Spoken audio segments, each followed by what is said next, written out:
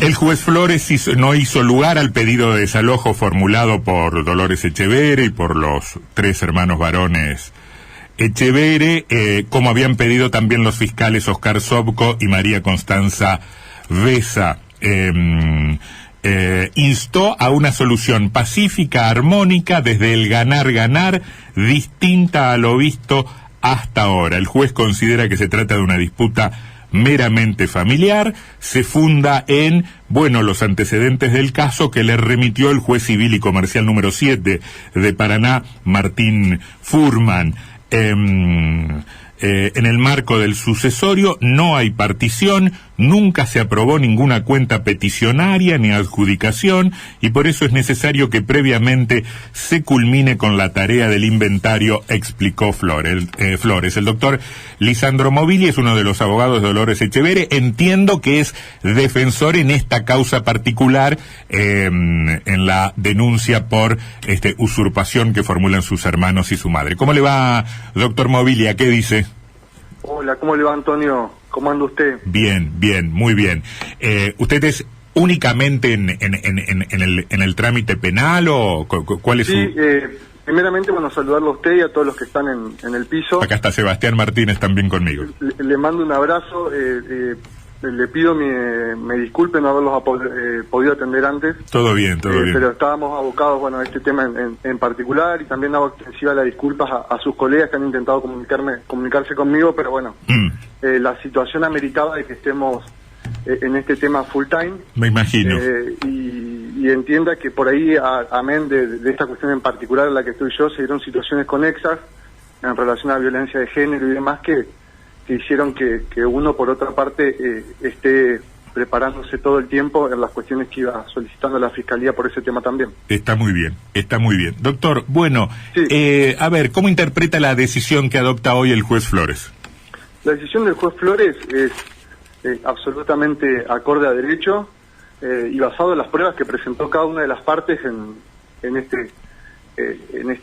esta denuncia, que la verdad llamaba poderosamente la atención esta extraña situación de Dolores Echeverre en calidad de victimaria y no de víctima, ¿no? Nosotros desde un primer momento acompañamos todas las pruebas documentales que hacían al derecho de Dolores. Entiendo que el juez vio acreditar esa situación y que la verdad es que quedó plasmado en el debate que luego se va a hacer público. El debate fue público, de hecho.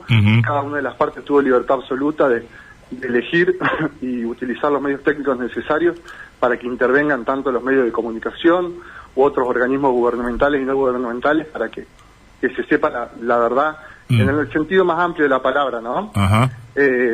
Aquí hay un juicio sucesorio, como usted bien dijo, desde el año 2009. Hay una declaratoria de herederos.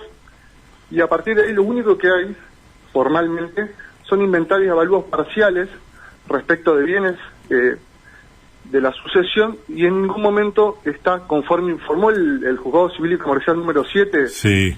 Con total libertad. Es decir, esta fue una prueba de oficio en la que trabajó la Fiscalía inclusive. Por eso llama poderosamente la atención la posición de la Fiscalía en este tema, cuando la misma resolución, o en este caso información del Juzgado Civil 7, como usted bien dijo antes, dice que las partes no han adjuntado los títulos de propiedad de los inmuebles, que no hay partición, que el convenio por ende nunca se aprobó y que no hay cuenta particionaria en adjudicación. Me lo traduce eso al castellano, porque veo que los que no somos abogados nos cuesta entender eso. Yo se lo paso al castellano. Básicamente, el juicio sucesorio tiene algunas etapas procesales naturales, que son la declaratoria de herederos, que esa etapa está cumplimentada en el año 2009, donde declaran herederos a los hermanos, a Dolores y a la ex esposa de él. Y después viene otra etapa que tiene que ver básicamente con detallar absolutamente todos los bienes de la sucesión, con el avalúo, es decir, con la base económica que le dé a cada uno de los herederos una ciencia cierta en relación de cuánto vale, de cuánto es su absorbo hereditario dentro del expediente a posteriori del fallecimiento del en este caso del padre, ¿no? Déjeme interrumpirlo ahí. El campo de Santa Elena, todas las hectáreas, las diferentes fracciones, lo comprado en 2007 y que se añadió a una fracción que creo que ya era antes de la familia Echeverre. ¿Eso está eso está efectivamente en la sucesión? No, no está inventariado, ni siquiera aún está inventariado. No está ¿Qué quiere decir que no está inventariado? Que no se acompañó básicamente un detalle informativo en el que se identifique el bien y el valor del bien, y a su vez eso sería el inventario, y a su vez el avalúo, es decir, por intermedio, en este caso al ser una sociedad de los balances actualizados, el valor económico que tiene dicho bien, que va a resultar de balance, a los fines de que cada una de las partes sepa cuántas acciones le corresponden en su calidad de heredero, ¿no? ¿Qué porción le corresponde? En este caso van a ser acciones. Y por otra parte, ¿cuánto valen esas acciones en el mercado? Lo interrumpo de nuevo. Lo que usted me está diciendo es que para la sucesión, a ver si entendí bien o corríjame. Sí, usted pregúntame. Que para la sucesión que se tramita en el juzgado 7, no existe el campo de Santa Elena. A ver, existe, porque tomó estado público todo esto, pero nunca se tomó, nunca se hizo de la manera correcta como le digo, la legítima, es decir, los derechos hereditarios de cada uno de las partes aquí son de orden público. Sí. Pero el juez Furman tuvo los papeles. El juez Furman no tiene conocimiento de, por lo menos lo que él informa, y se lo leo, con respecto al oficio que nos enviaron ayer, le hago saber que el inmueble sobre el que se asienta Casa Nueva es de titularidad registral de las Margaritas S.A. Ajá, claro. ¿Sí? Que era un bien de don Echeverre, para que nos entendamos, ¿no? Y no ha sido incluido en el inventario del sucesorio, lo dice el juez. No ha sido incluido en el inventario del sucesorio. O sea, a ver, perdóneme, pero otros bienes de las Margaritas sí y no el campo. Mire, ¿Sabe por qué se lo pregunto? Porque usted lo debe conocer mucho mejor que yo. Lo que alegan los 3 hermanos varones Echeverre y la viuda de Echeverre es que en algún momento Dolores Echeverre, ante escribano público y creo que ante un juez también, renuncia a toda participación accionaria o cede sus acciones de las Margaritas Sociedad Anónima. Bueno, ahora paso ahí. Ajá. ¿Sí? Bueno, dicho esto y aclarado que el juez ya informó de que no hay inventario y de que no está inventariado ese bien, viene la otra parte, la de adjudicarse, es decir, a quién le corresponde cada cosa. El Código Civil nos indica los pasos sucesorios. No es que se les ocurre a los letrados, o en este caso a las partes, cuáles son las etapas del juicio sucesorio. ¿Sí? Entonces vos no podés adjudicar un bien a alguien cuando todavía no está inventariado ni está evaluado. ¿Me explico? Ese acuerdo que hicieron es de una nulidad manifiesta, pero por varias cuestiones. Primero, por una cuestión formal, porque ese acuerdo se hace por escritura pública. Lo que ellos exhibieron fue una certificación de firmas en relación a ese convenio. ¿Me explico? Sí. Y el Código Civil, tanto como vulgarmente por ahí se dice, el viejo código y el nuevo código, siempre exigió la escritura pública para la realización de cesión de derechos hereditarios o sobre bienes inmuebles. Usted me asegura que no hay escritura de eso. No, y yo me comprometo a enviarle toda la documentación para respaldar lo que digo. No, está muy bien, está muy bien. Eso, entiéndame que siempre estuvimos, una tranquilidad absoluta en el ejercicio de la defensa de Dolores. Está bien. ¿Sí? Perdóneme, entonces... hay una primera... Déjeme terminar con el convenio porque la verdad que fue un tema que hoy tomó estado público y la verdad que uno por ahí estaba en una cuestión más técnica, pero no pudo explicarle para que la sociedad entienda en el contexto que se dio ese convenio, que como le digo, primero es nulo, porque no se respetaron las formas. Segundo, eso se firma el 31 de agosto del año 2018, para que usted se dé una idea.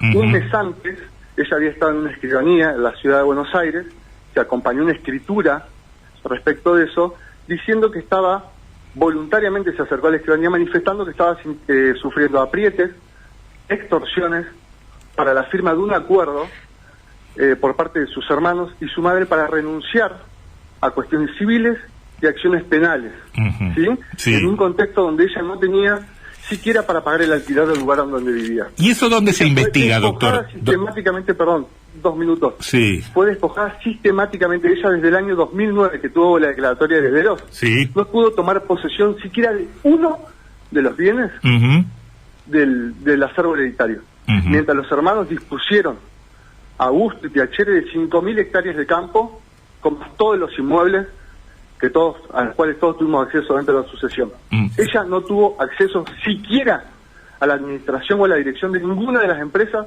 de ninguno de los campos, ni de ninguna de las sociedades que integraban el acervo hereditario. Doctor, quiero preguntarle lo siguiente. Sí. Las denuncias por extorsión y por aprietes, ¿dónde se están investigando? ¿Dónde se tramitan? ¿En qué juzgado? Mire, nosotros desde ya entendemos que esta cuestión que se planteó del juicio penal y este desalojo exprés que intentó este sector de la familia fue una extorsión.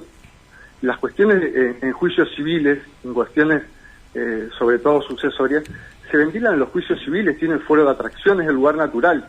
Pues imagínense que si cada disputa familiar por la toma o posesión de un inmueble de la cual uno es heredero, va a terminar en un juzgado penal para que le dicten un desalojo en una semana, los juzgados colapsarían. Es una cuestión natural, ¿no? Sí. A veces todo el juez natural de la sucesión, que es quien decide todas esas cuestiones. Lo que pasa es que ellos nunca presentaron este acuerdo de la sucesión. Ese es el problema. ¿Nunca lo presentaron? ¿A dónde lo debieron haber presentado? ¿En el juzgado civil? Está la magnitud y la ilicitud del acuerdo en lo que se le propone a Dolores Echeverre, porque inclusive se le hace firmar 10 balances para atrás sobre las sociedades anónimas, balances que no tuvo a la vista y balances que ella ya había impugnado. Se le hace renunciar a cuestiones que tienen que ver con delitos de acción pública contra sus hermanos. Es decir, se dio en un contexto de extorsión, de apriete, del cercenamiento de su derecho de defensa. Es decir, en un contexto donde está viciada la voluntad, donde ella ya había dicho que le estaban extorsionando un mes antes por escritura pública, y en un contexto donde el hermano tenía la suma del poder público como ministro de Agricultura de la Nación. Pero la extorsión no es un delito penal. Sí, y la extorsión ya estaba denunciada, hay una causa penal acá en la ciudad de Paraná. Eso es lo que quiero saber. ¿Dónde se tramitan? ¿Hay una causa penal en Paraná, me dice? Y una causa penal en Comodoro Pi, que está vinculada, conexa a otras causas penales que también se están investigando, que tienen que ver con esta extorsión, que en definitiva también deviene porque se amplía su denuncia, el fiscal Delgado y demás entienden que tiene que dar mayores precisiones, y por ende desde esas mayores precisiones se van conectando otros delitos conexos a su declaración. Y la pregunta sería, ¿por qué ahora, en este caso particular y en una resolución de un juzgado de La Paz, Dolores Echeverre encuentra una respuesta favorable, o por lo menos no negativa, porque queda claro que el juez dice, acá hay una controversia que debe ser saldada, y no lo logró en estos últimos 7, 8 años, porque algunas de las denuncias, por ejemplo las de vaciamiento de la Sociedad Anónima Entre Ríos, son denuncias que tienen unos cuantos años ya, incluso algunas desde antes de que Luis Miguel Echeverre sea ministro de Agroindustria de la Nación.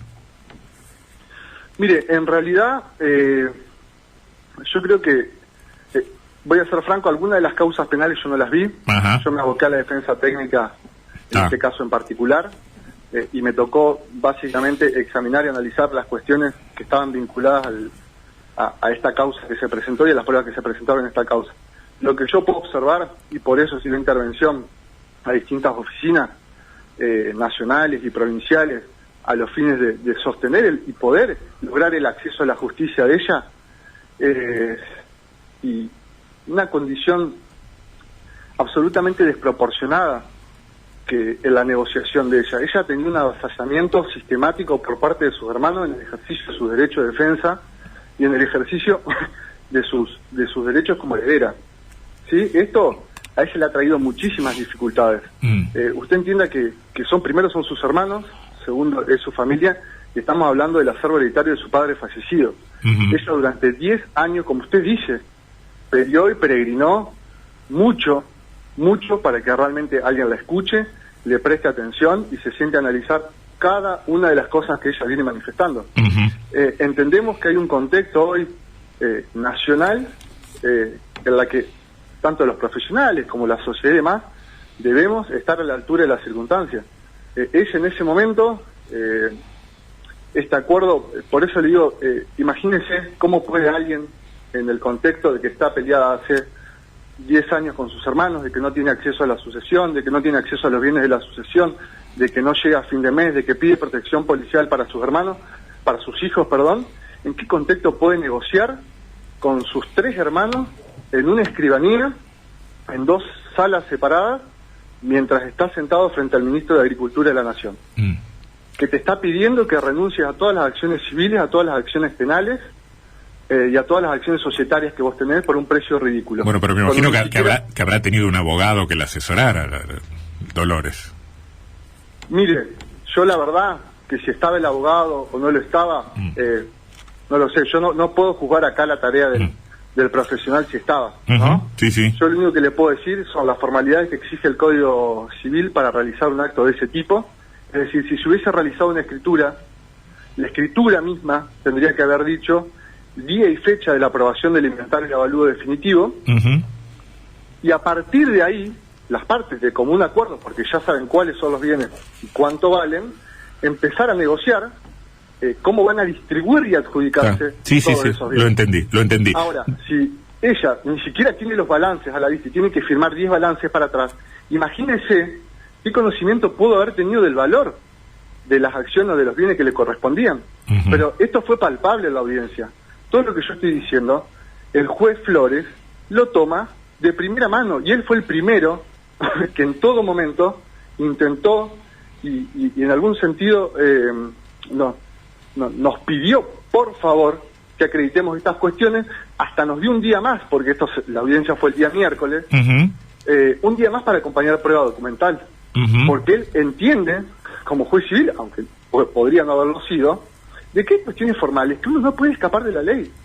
Por eso él se basa tanto en lo que le informó el juez civil y comercial número 7. Sí, por supuesto, claro. Digamos, si usted lee el fallo, sí, es categórico lo que dice el juez. Es categórico, no deja lugar a duda. Cuando el señor Echeverre Luis decía que el sucesorio estaba terminado en 2018, yo lamento informarle que no es así y que está faltando a la verdad. ¿Sí? A su vez, dice el mismo secretario del Juego Civil y Comercial número 7, dice que las partes no han movido ese expediente desde hace mucho tiempo y que en realidad hubo algunos, básicamente, ¿cómo le puedo explicar? Algunos incidentes menores en relación a honorarios y todo lo demás, pero que de ninguna manera está terminado el juicio sucesorio. Es decir, es más, le digo, el juicio sucesorio está en un estado bastante prematuro, porque faltan por lo menos, le diría, para que se entienda, 3 o 4 etapas procesales, para que podamos saber cuáles son los bienes y a quiénes le corresponden. Apelo a su poder de síntesis y le hago 2 o 3 preguntas finales. A propósito del contexto que usted menciona, la presencia de una funcionaria del área de acceso a la justicia y la presencia de un funcionario del área de economía popular del gobierno nacional, además de la intervención de la titular del INADI, ¿no puede hacernos pensar que el Poder Ejecutivo Nacional ha tomado partido en esta controversia familiar? No, en lo personal para nada, al contrario, creo que es un deber del Estado velar por los derechos de propiedad, por los derechos de las mujeres, más allá de su color, raza, religión, estado o situación económica. La verdad que lo que entiendo es que era una obligación del Estado Nacional, después de 10 años de que una persona no tenía ni siquiera acceso a la administración de ninguno de los bienes de esa herencia monstruosa, que si ustedes en algún momento ven la resolución del Juego Civil del doctor Flores, categóricamente... El doctor Furman. Hablando del doctor... No, pero Flores lo cita. Sí. Dice, estamos hablando de una herencia de más de 5.000 hectáreas. Ese predio no tiene siquiera 200. Y ella no pudo hacerse de la posesión, de la administración y demás de ninguno de los bienes. Es decir, ella estuvo vedado el acceso a la justicia, y entendemos que la calidad de mujer de ella influyó mucho en este tema. Por eso entiendo que el oficio, tanto el INADI o acceso a la justicia en particular, no es que nos tenemos que preguntar en este caso si tenían que estar, debían estar, era su obligación estar. Por eso yo celebro que haya participado la la doctora Donda. Bueno, yo ahí, más allá de lo de Donda, yo ahí tengo un punto de vista diferente. Mientras estuviese... Dígame, no, pero es una opinión que no tiene mucho valor, salvo en una mesa de café. No, todas las opiniones tienen valor. Lo que quiero decir es... mientras hay una... a las cuestiones técnicas y formales. No, bueno, mientras haya... Los Echeveres no pueden mentir en ese sentido. Hay una denuncia por presunta usurpación que no estaba definida ni en una primera instancia, ni en un plano cautelar, nada, y hay funcionarios del gobierno nacional durmiendo con quienes 48 horas después podrían haber sido calificados de usurpadores, ¿me entiende? Yo lo entiendo, pero ¿sabe qué es lo que pasa? Más allá de la resolución judicial, que hoy sí la tenemos, en ese momento, por lo que había que velar era por la seguridad e integridad física de Dolores, de las personas que estaban ahí. Pero si había 100 policías de la provincia afuera. Sí, pero la policía tiene una tarea específica y acceso a la justicia tiene otra. Porque acceso a la justicia puede contar con abogados, con psicólogos, con asistentes sociales, que hagan informes y que comuniquen a otras áreas de género o a cualquier área o a la fiscalía misma. Por eso yo le decía que me llegaron todas las medidas que hacen a la protección de Dolores para comunicarlas. Está bien. A mí no me convence, pero admito el argumento. Una pregunta, si Leonor Echeverre... Déjeme hacer una acotación. Sí. Yo creo, le soy franco, que muchas de los ruralistas que estaban ahí, yo soy abogado de la matrícula, hago derecho laboral, me conocen mucho, he litigado contra los Echeveres del año 2008 al año 2013 porque querían pagar un convenio colectivo, ustedes lo deben saber mejor que nadie, todos fueron víctimas, la sociedad entrerriana fue víctima de los Echeveres cuando pagaban un convenio colectivo el año 79, que terminó en un vaciamiento sistemático del diario, que dejó 100 trabajadores en la calle. ¿Y de Grenón quién se ocupa? Se tendrá que ocupar la justicia también, al igual que lo de los Echeveres. Sí, lo que pasa es que no lo veo a Grabois ni a Donda buscándolo a Grenón, ¿vio? Pero pero no tiene que ver una cosa con la otra. Pero no, si vaciaron el diario lo vació más Grenón que el 33%. Bueno, pero no importa, es otro tema. Le hago la pregunta, si Leonor Echeverre quiere entrar al campo hoy, ¿puede? Mire, lo que propuso el juez, supongo que por otro lado alteraría la paz social, pero como poder puede, me parecería un acto de provocación porque tiene otras 5.000 hectáreas para ir, pero bueno... ¿Cuáles son las 195 hectáreas de Dolores? ¿Cuál es la...? Bueno, lo que pasa es que cuando, supóngase, yo le voy a dar un ejemplo claro para que usted me entienda. Sí. Si mañana fallece mi padre, yo tengo 5 hermanos, ojalá que no pase, pero tengo 5 hermanos, nos vamos a tener que poner de acuerdo si mi padre tiene una casa, ¿cómo la vamos a distribuir? Pero hay cosas que son divisibles y otras que no. ¿Me explica? Sí. ¿Me explico? Entonces, cuando se presenta esa situación, se genera un condominio y una situación de hecho justamente que hay que terminar en el juicio civil. Claro, porque yo creo que la resolución habla de que habla justamente de que permanece una situación de condominio. Pero lo que pasa es que hay 3 hermanos, perdóneme, hay 3 hermanos afuera. Hay 4 propietarios afuera y hay 50 integrantes del proyecto Artiga, gente muy digna seguramente, adentro, y 4 dueños están afuera. Ahí es medio raro, ¿no? Sí, también es muy raro de que, teniendo en cuenta que hay otras 4.800 hectáreas de las que Dolores no tocó durante 10 años, ellos estén tan interesados en 2 hectáreas, porque no le vamos a decir a Dolores de nuevo. No, bueno, pero herencia, ¿no? Justamente, doctor, porque... Eso, ahí es donde cometemos el error. Perdóneme que lo interrumpa, porque Dolores no tocó esas hectáreas en 10 años, había una situación de hecho que desde mi punto de vista, en todo caso, merecía otro trámite, el reclamo ante la justicia o a donde sea, no ingresar con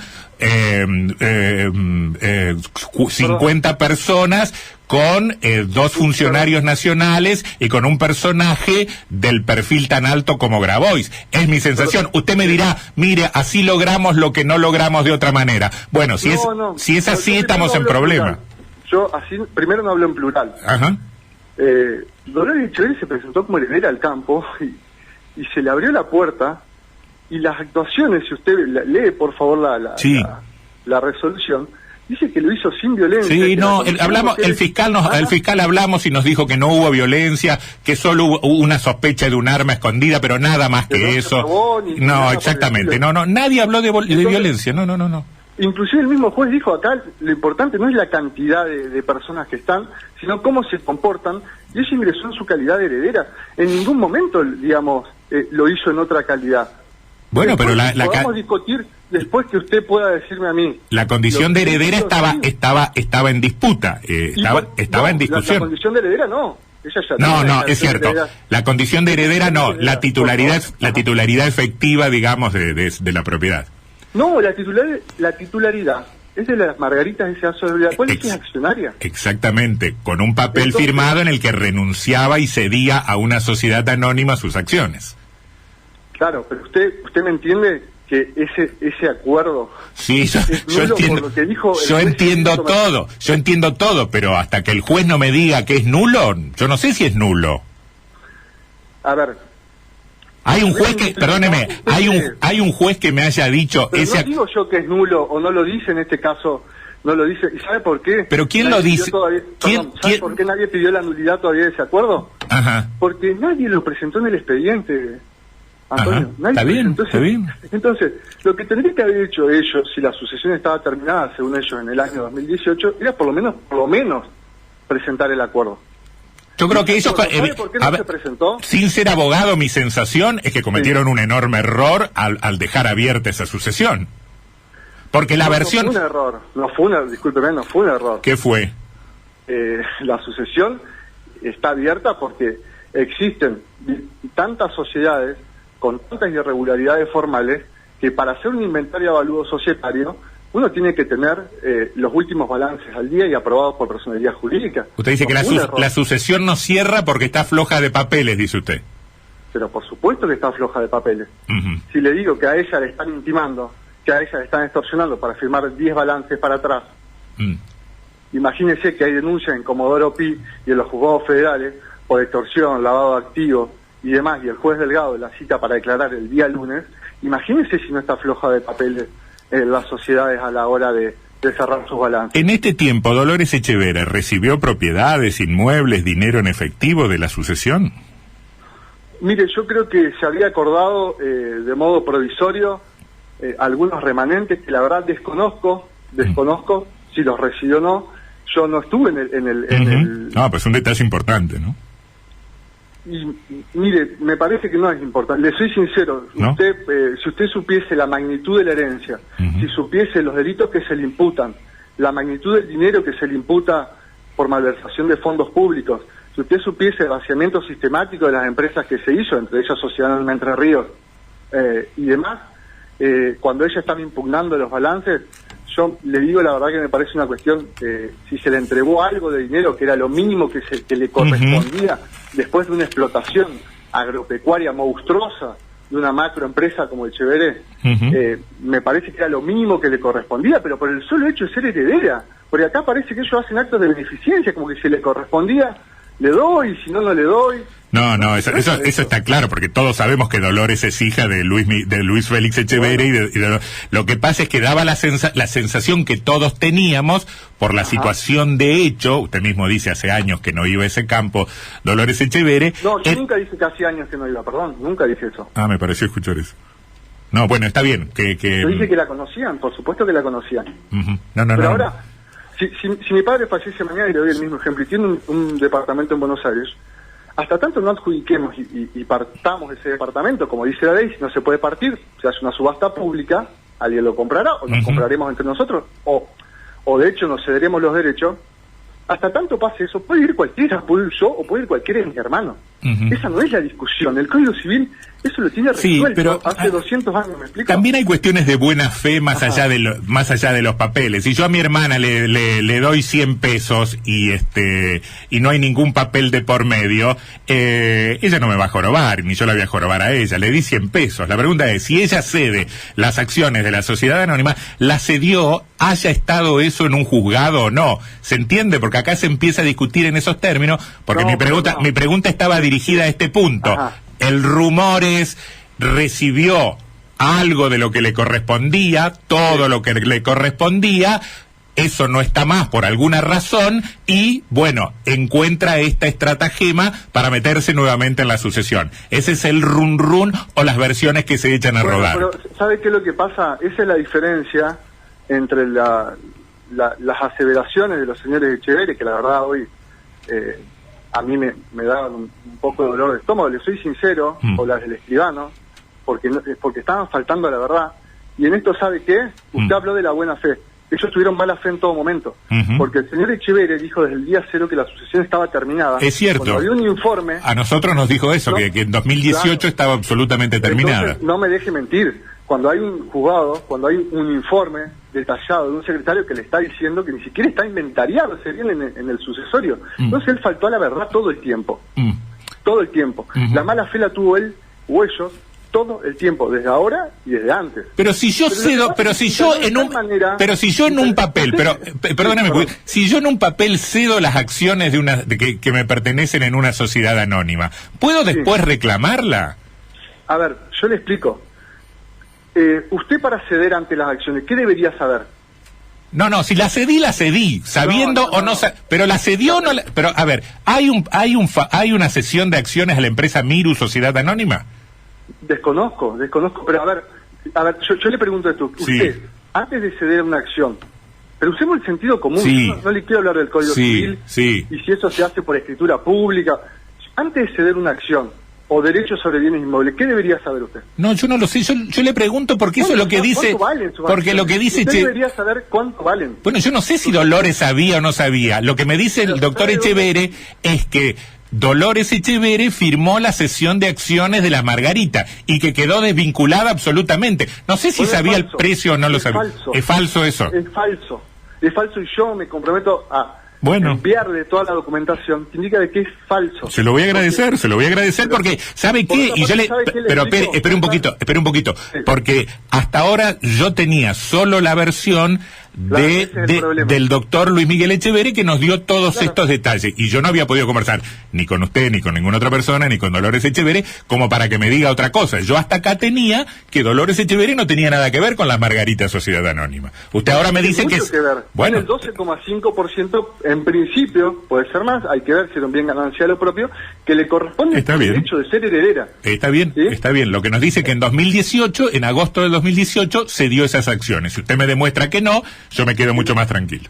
Doctor, y por otra parte le digo, déjeme agregar, por favor, que la verdad que durante días no pude hablar con nadie, déjeme, porque la verdad que uno escucha hasta los medios nacionales barbaridades jurídicas y barbaridades de hecho que no fueron. Entonces yo la primera vez que atiendo un medio, yo le pido a Tardelli que tenga, por favor, un poquito de paciencia, así terminamos todo el tiempo que quiera. Algunas cuestiones.